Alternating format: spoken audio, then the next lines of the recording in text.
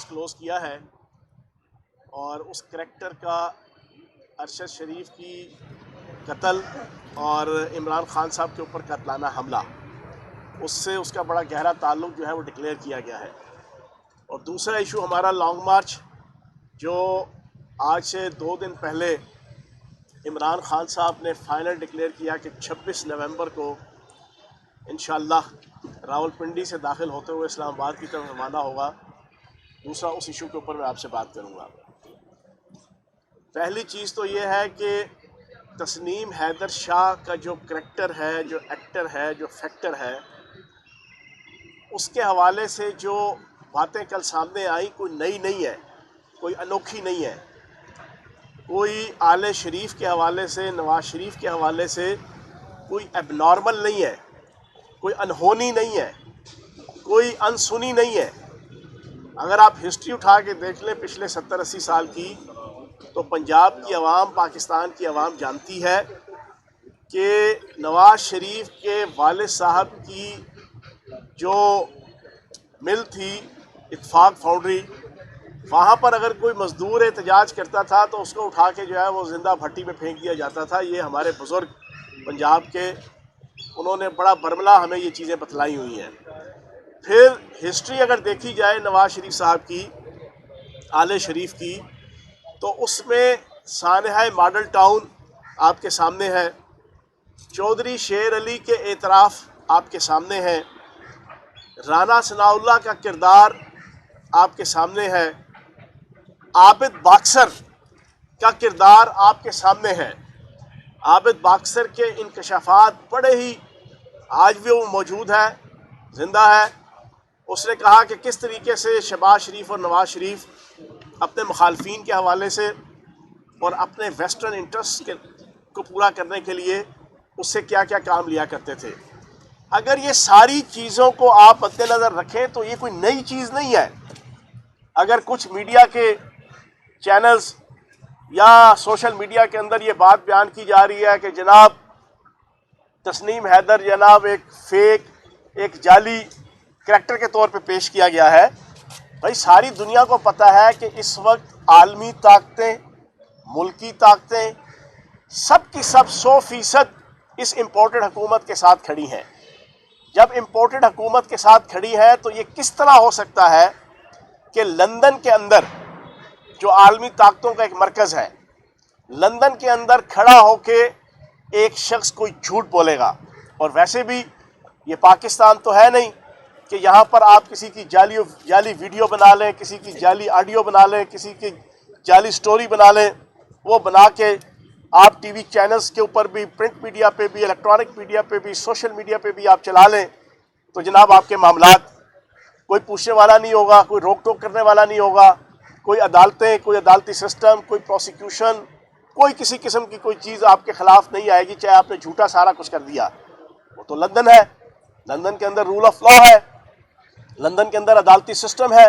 London के अंदर तो उस वक्त का दूसरी जंग अज़ीम के अंदर चर्चिल के बकौल के उसने पूछा था कि क्या हमारी अदालतें इंसाफ दे रही हैं, तो उसे बताया गया कि हमारी अदालतें भरपूर तरीके से आम आवाम को इंसाफ दे रही हैं। तो उसने कहा था कि हिटलर की फ़ौजें किसी तरीके से भी बरतानिया को कोई नुकसान नहीं पहुंचा सकती। तो वो तो उस वक्त का 1940-42 से भी पहले का उनका जो रूल ऑफ लॉ है वो बड़ा स्ट्रिक्ट था और बड़ा सॉलिड था। तो साबित ये हुआ कि लंदन शहर के अंदर खड़े होके अगर एक शख्स ने उस हुकूमत और उस हुकूमत के जो सरप्रस्त और चीफ पेट्रन सुल्तान मफरूर नवाज शरीफ, उसके हवाले से और उसके ख़ानदान के हवाले से अगर कोई दावा किया है, कोई बोस्टिंग या प्रेटिंग की है, तो वो कोई झूठ के ऊपर मबनी नहीं हो सकती। वो कोई पानी से पकोड़े तलने के मज़दाक जो है ना, वो कोई फेक किस्म की स्टोरी नहीं हो सकती। उसे पता है कि मैंने लंदन में रहना है, लंदन से 20 साल में हूँ, लंदन के अंदर खड़े होकर अगर मैंने दावा किया है और उस शख्स और उस ख़ानदान के मतलब किया है जो 99% लंदन के अंदर रह रहा है, तो लंदन की अदालतें मौजूद हैं, लंदन का अदालती सिस्टम मौजूद है, वो तो मेरा कच्चा चट्टा खोल के रख देंगी। और अगर मैं झूठा हुआ तो मुझे निशान इबरत भी बनाएंगी। तो जनाब वो कभी झूठ नहीं बोल सकता। और अब इस वक्त सोशल मीडिया के अंदर एक चीज़ ये चलाई जा रही है कि जनाब 17 कत्लों के अंदर इन्वॉल्व एक शख्स गुजरात का, और इधर उधर से कोई पोस्टर बैनर ला के कोई पीटीआई से ताल्लुक जोड़ने की नाकाम कोशिश करके कि जनाब इसका कोई नवाज शरीफ के साथ ताल्लुक नहीं। सारी दुनिया जानती है कि नवाज शरीफ के पाकिस्तान की रहायश गाहों से लेके और ख़ुसूसन लंदन की रहायश गाह और फ्लैट में निहाल हाशमी का वाक़या सोशल मीडिया के और इलेक्ट्रॉनिक मीडिया की जीनत बना था कि निहाल हाशमी जैसा शख्स के जिसने इस फर्द की खातिर, नवाज शरीफ की खातिर और आले शरीफ की खातिर, वो कहते हैं ना कि मुद्दई सुस्त गवाह चुस्त, उसका सबूत देते हुए उसने जजों को धमकियां दे दी थी कि उनके बच्चों को हम उठा के ले जाएंगे, हम उनकी जिंदगियां जीवन कर देंगे, हम तुम्हारा रहना दोबर कर देंगे। जिसने इतनी बड़ी कुर्बानी, नेगेटिव कुर्बानी थी, मनफी कुर्बानी थी, एप्रिशिएबल नहीं थी इखलाक और कानून के हवाले से, लेकिन उसने नवाज शरीफ की खातिर, बेगम सफदर की खातिर, आले शरीफ की खातिर कितना बड़ा काम किया। फिर वो नाहली का उसने जनाब टैग भी अपने माथे पे सजाया। उस निहाल हाशमी को इन्हीं फ्लैट्स के अंदर, जहां तस्नीम हैदर शाह के बकौल जुलाई, सितंबर और अक्टूबर की 3 मीटिंगों के अंदर वो मौजूद था और फिर उसकी बेतहाशा फोटोज और वीडियोस मौजूद है, उसी निहाल हाशमी को नवाज शरीफ ने हाथ के इशारे से धिक्कारते हुए कहा था कि तुम इधर ही ठहरो, तुम ऊपर नहीं आ सकते, तुम मेरे फ्लैट में नहीं आ सकते। वो सारी दुनिया ने वो देखा था। तो क्या निहाल हाशमी जैसा शख्स, जिसकी कुर्बानियां, जिसकी डेडिकेशन, जिसकी नून लीग के साथ ताल्लुक सारी दुनिया जानती है, वहां का उसका सेनेटर, उसको भी इजाजत नहीं उन फ्लैट्स के अंदर जो अरबों रुपए की मालियत के मोटरवे की कमीशन के जरिए से हासिल किए गए, उन फ्लैट्स के अंदर आने की इजाजत नहीं। वहां पे तस्नीम हैदर शाह, क्या वो अगर वहां पर बैठा है तो आपका क्या ख्याल है? वो राह चलता आदमी है, उसको आले शरीफ नहीं जानते, उसको नवाज शरीफ के ख़ानदान वाले और नवाज शरीफ उसको नहीं पहचानते, उसकी कोई नवाज शरीफ के साथ कोई एफिलिएशन नहीं है, उसका नवाज शरीफ के साथ कोई ताल्लुक नहीं है, उसकी नवाज शरीफ की नज़रों में या उसके ख़ानदान की नज़रों में कोई अहमियत नहीं है कि जो बीसीओ वीडियोज़ और फोटोज़ मौजूद हैं, ख़ास किस्म की महफिलों के अंदर वो बैठा हुआ है और उनके जनाब किचन कैबिनेट के तौर पे, जनाब एक मेंबर के तौर पे जो है वो सारा एक्टिवेट है। तो जनाब ये झूठ मत बोले। इस तस्नीम हैदर शाह के एतराफ़ात के बाद आज पूरी पाकिस्तानी कौम को समझ आ चुकी होगी कि इमरान खान साहब के ऊपर कातलाना हमले का जुडिशल कमीशन क्यों नहीं बन रहा, इमरान खान साहब के ऊपर कातलाना हमले की FIR एग्जैक्ट इमरान खान साहब की और PTI की मर्जी और मंशा के मुताबिक क्यों नहीं कट रही। अब हर चीज़ पूरी पाकिस्तानी कौम को समझ आ जानी चाहिए। और तस्नीम हैदर शाह को, जैसे मशीर दाखिला उमर सरफराज चीमा साहब ने कहा है कि उन्होंने रब्ता कर लिया है, बिल्कुल पंजाब हुकूमत को फौरी तौर पर उनसे रब्ता करके उसको शामिल तफ्तीश करना चाहिए। और अब ये केस एक नए नहज से और एक नए अंदाज से आगे चलेगा और चीज़ें सारी खुल के सामने आएंगी। नवाज शरीफ से और उसके ख़ानदान से हर चीज़ की तवक्को की जा सकती है। मुखालफीन की करैक्टर असैसिनेशन करना, मुखालफीन के लिए ज़िंदगी अजीरन करना, मुखालफीन की इज़्ज़त और वक़ार की धज्जियाँ उड़ाना और आखिर में मुखालफीन को अपने रस्ते से हटाना, ये आले शरीफ और नवाज शरीफ का पुराना वतीरा है। और अब इंशाअल्लाह मैं पाकिस्तान की जुडिशरी से मुतालबा करूँगा आज इस पंजाब असम्बली के बाहर खड़े होकर कि जनाबे वाला, इस इंकिशाफ के बाद अब ये पाकिस्तान के अदालती सिस्टम का भी फ़र्ज़ बनता है। उसने कहा है तस्नीम हैदर शाह ने कि मुझे अगर अदालतें और अदारे बुलाएंगे तो जनाब मैं आऊँगा। तो पाकिस्तान के अदारों को भी चाहिए, सिविल और मिलिट्री दोनों अदारों को चाहिए कि अब सारी चीज़ें खुल के सामने आनी चाहिए। मिलिट्री के अदारों को भी ये चाहिए कि अपनी इज्जत बचाने के लिए जो इस केस से मुतल्लिका, सपोज उनकी बात मान लेते हैं कि झूठी चीज़ें जनाब वो प्रोपोगेट की गई और झूठे अंदाज से जो है वो चीज़ें सामने आई, तो जनाब आपके पास बड़ा अच्छा मौका है, फौरी तौर पर उससे रब्ता करके उसको बुलाया जाए, उसको सिक्योरिटी दी जाए, फुल उसको जनाब सिक्योरिटी दी जाए और उसके बाद उससे इन्वेस्टिगेट किया जाए कि नवाज शरीफ ने वाक़तन उससे रब्ता करके उससे मुतालबा किया था, और अगर किया था तो फिर हर चीज़ जो है वो क्लियर हो जाती है कि इमरान खान जो इनके लिए जिन बन चुका है, इमरान खान जो इनके लिए द्यो बन चुका है, सियासी द्यो कि जिसका मुकाबला अब ये नहीं कर सकते, इन्होंने आखिर ये फैसला किया कि अब उसको रस्ते से हटाया जाए, लेकिन अल्लाह पाक की ज़ात बड़ी है। अब सूरत हाल ये है कि अब नवाज शरीफ साहब ना आने जोगे ना जाने जोगे, ना वहाँ रहने जोगे ना पाकिस्तान आने जोगे।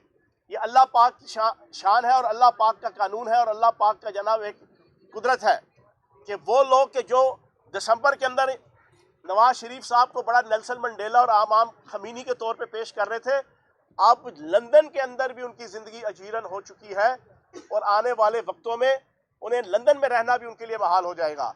तो मेरा मुतालबा है कि इमरान खान साहब के ऊपर कातलाना हमले और अरशद शरीफ के कत्ल, इसके ऊपर तस्नीम हैदर को पाकिस्तान की जुडिशरी और पाकिस्तान के अदारे फौरी तौर पर शामिल तफ्तीश करें, ऑन बोर्ड लें और 80 से 85% पाकिस्तान की आवाम के दिलों की धड़कन इमरान खान के ऊपर जो कातलाना हमला हुआ और उसका जो खून बहा है उसको हम रायगा नहीं जाने देंगे और उसका हम हिसाब किताब लेना चाहते हैं और वो हिसाब किताब देना पड़ेगा और उस सिलसिले में पाकिस्तान के अदालती सिस्टम को और पाकिस्तान के अदारों को अपना किरदार अदा करना पड़ेगा। दूसरा इशू लॉन्ग मार्च के हवाले से, इंशाल्लाह लॉन्ग मार्च अपनी पूरी रानाइयों और तवानाइयों के साथ इंशाल्लाह 26 तारीख को रावलपिंडी के अंदर दाखिल होते हुए इस्लामाबाद का रुख करेगा। अब ये पाकिस्तान के इम्पोर्टेड हुक्मरानों का और अरबाब बस्तो कुशाद का ये फैसला है और अरबाब बस्तो कुशाद का ये इम्तिहान है। सुल्तान मजबूर के हाथ में तो कुछ भी नहीं है। सुल्तान मजबूर तो इस वक्त अपनी मर्जी की तैनाती करने के काबिल भी नहीं रहा। सुल्तान मजबूर को तो जो उसका भाई सुल्तान मफरूर जिस तैनाती के हवाले से बात कर रहा है उसके वो बेचारा उसको एग्जीक्यूट करने के काबिल नहीं है। उसकी मर्जी और मंशा कुछ भी नहीं है। वो एक पपेट है, वो एक कठपुतली है, वो अशारों पे नाचने वाला जनाब एक कठपुतली बांस के ऊपर जो है वो जना लगा हुआ खिलौना है जिससे बच्चे खेलते हैं। सुल्तान मजबूर शहबाज शरीफ की वैल्यू उतनी है। तो मेरी अरबाब बस्तो कुशाद से गुजारिश है, जिनके पास इख्तियार है, जिनके पास फैसलों का इख्तियार है, पाकिस्तान को अगर बचाना है। पाकिस्तान की हालत यह है कि पिछले 7 महीनों में 6,487 अरब रुपया कर्जा लिया जा चुका है। 7 महीनों में माहाना 912 अरब रुपए का कर्जा बनता है और एक दिन का 32 अरब रुपए बनता है। पाकिस्तान को इन्होंने 75% दिवालिया होने के करीब कर दिया है। हमारे दौर के अंदर, इमरान खान साहब के दौर के अंदर 5% प्रोबेबिलिटी और एक्सपेक्टेशन थी कि पाकिस्तान दिवालिया हो सकता है। आज 75% 7 महीनों के अंदर 75% चांसेस है पाकिस्तान के दिवालिया होने के।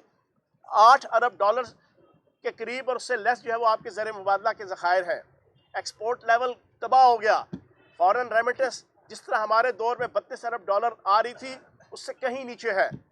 आपकी जनाब फॉरेन डायरेक्ट इन्वेस्टमेंट जो हमारे दौर के अंदर एक भरपूर तरीके से हो रही थी उसका भी कोई वाली वारस नहीं है और वो एक जाली जनाब निजात दहिंदा इसहाक डार उसको जो एक जनाब लाया गया और इस तरह प्रेजेंट किया गया कि वो आएगा और 1-1.5 महीने के अंदर पूरी पाकिस्तान की इकॉनमी की शक्ल चेंज हो जाएगी।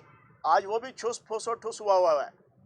वो सिर्फ इस्तेमाल हो रहा है सदर मुमलिकत को धमकियाँ लगाने के लिए, उसकी और कोई हैसियत और वैल्यू नहीं रह गई। तो जनाबे वाला सदर मुमलिकत और बाकी अदारों को या वो अफराद के जो पाकिस्तान के मुस्तकबिल को बेहतर करना चाहते हैं, इम्पोर्टेड हुकूमत और उसका बिला वजह भुट्टो वज़ीर ख़ारजा, उसको चाहिए कि वो अपनी औकात में रह के प्रेस कॉन्फ्रेंस भी करे, दावे भी करे, पड़के भी लगाए और धमकियां भी लगाए। जितनी उसकी औकात है उसके मुताबिक वो चीज़ों को प्ले करे। सदर मुमलिकत को इन्होंने खुद बीच में इन्वॉल्व किया इमरान खान साहब के साथ जनाब आर्बिट्रेशन और मेडिएशन के लिए, और अब उनका वज़ीर ख़ारजा वहाँ बैठ के प्रेस कॉन्फ्रेंस में सदर मुमलिकत को धमकियाँ लगाता है।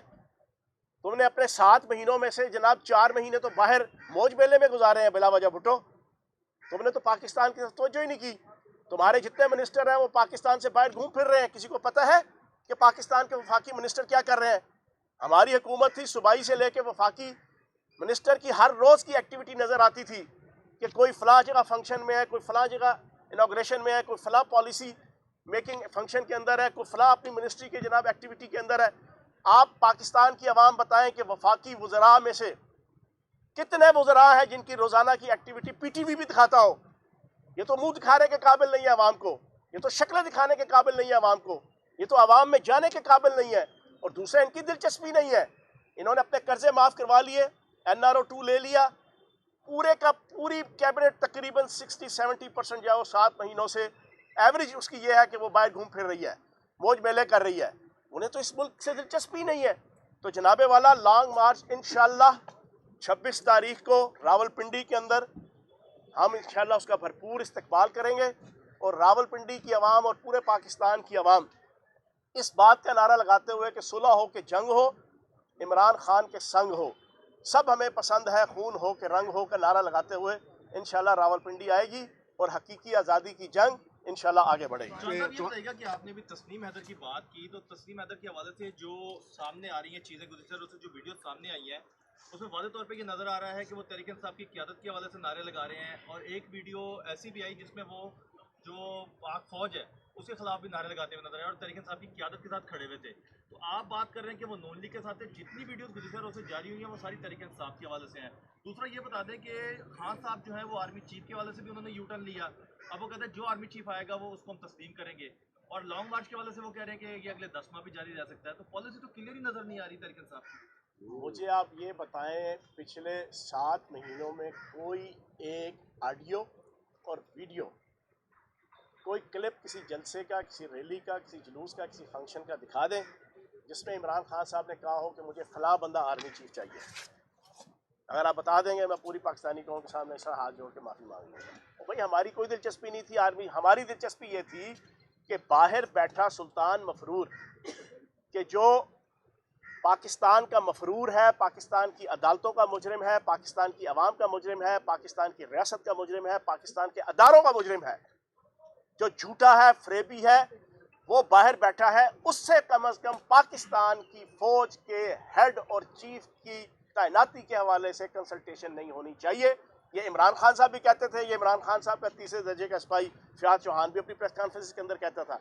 बाकी किसी फर्क के हवाले से तो हमारी कोई डेली मेल दिलचस्पी sir, Daily Mail Tasneem Haider की जो वीडियो सामने आई इंकशाफात, क्या लगता है आपको कि जिन्होंने प्लानिंग की थी उनमें कोई फूट पड़ गई है? जो इस तरह के अब लोग आकर तो बता रहे हैं कि नवाज शरीफ ने प्लानिंग की थी, कोई उनमें भी फूट पड़ी है? कोई मामला इस तरह का भी लगता है आपको? देखें, अल्लाह पाक की ज़ात बड़ी है। आप देखें, आपने क्या क्या चीज़ें देखी, मजहबी मुनाफरत देखी, फ़िरका वाराना मुनाफरत देखी, मदीना मनवरा का केस देखा, सियालकोट के अंदर मजहबी मुनाफरत देखी, आपका जनाब मेजर खुरम रोकड़ी जैसा एबनॉर्मल करैक्टर देखा, फिर उमर फारूक जैसा एबनॉर्मल थका हुआ किरदार देखा। किस इशू के ऊपर खान साहब की करैक्टर असैसिनेशन नहीं की गई? लेकिन अल्लाह पाक की ज़ात बड़ी है, फिर ऊपर बैठी है ना खुदा की ज़ात।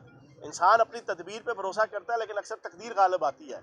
अब इनकी तकदीर ख़राब है, इनकी हुकूमत होने के बावजूद नवाज शरीफ सुल्तान मफरूर जो है वो बाहर से क्यों नहीं वापस आ रहा? क्योंकि किस्मत ख़राब है, तकदीर ख़राब है।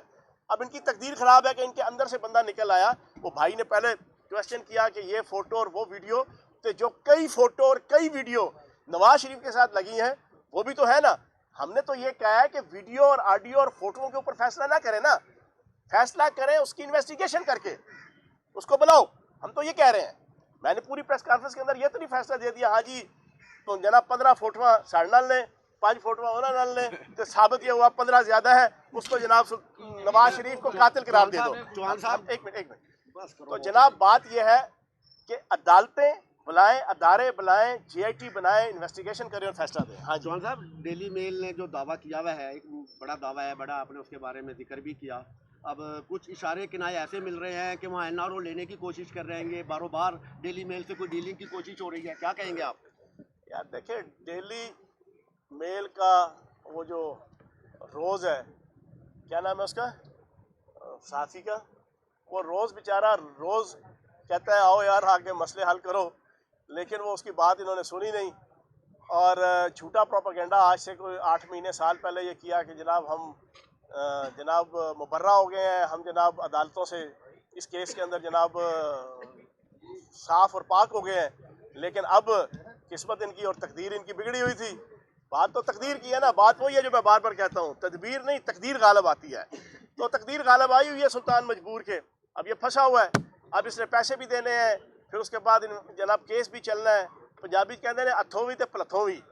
तो जनाब अब ये फंस गए हैं। चौहान साहब ये बताइएगा, खान साहब ने कहा कि 26 को 10 से 15 लाख लोग पिंडी आ रहे हैं।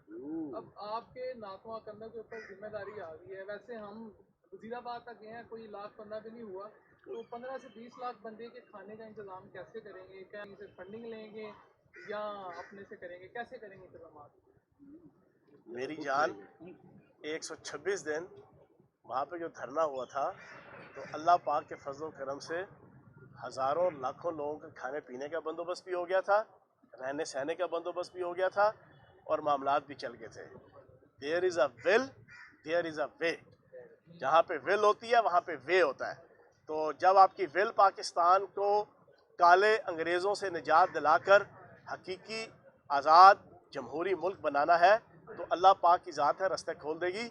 और लाखों लोग मौजूद हैं जो हकीकी आज़ादी के लिए और एक आला पर्पस के लिए और पाकिस्तान की तामीर और तरक्की के लिए इमरान खान साहब की क़यादत में करोड़ों और अरबों लगाने को जो तैयार है।